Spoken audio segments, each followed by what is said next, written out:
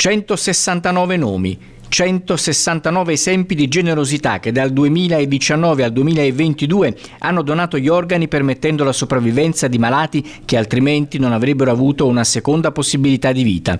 A loro e ai loro familiari è dedicata la giornata regionale della riconoscenza con la consegna di attestati per il sacrificio civile compiuto. Lei ha chiuso il suo intervento con le lacrime.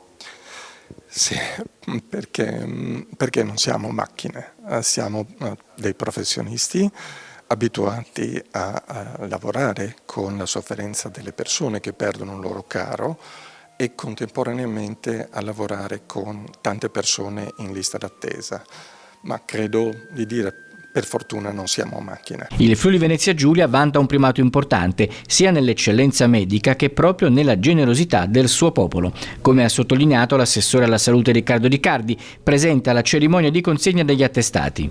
Sicuramente un popolo e una cultura alimentata, assistita, gestita, promossa dal grande sistema del volontariato che vede l'associazione di donatori di organi come oggi, ma tutto il mondo del dono, essere presente, capillare, esprimere una cultura forte attorno alla vita delle persone e naturalmente un sistema sanitario in grado di sostenere iniziative per raggiungere risultati come questi. Nell'auditorium della sede udinese della Regione ha portato il saluto della diocesi anche l'arcivescovo Riccardo Lamba, sottolineando l'esempio di carità cristiana, un segno concreto alla vigilia del Giubileo. Noi che siamo credenti abbiamo sperimentato questo innanzitutto da nostro Signore perché ci ha donato la vita e quindi chi ha ricevuto gratuitamente non può che donare gratuitamente.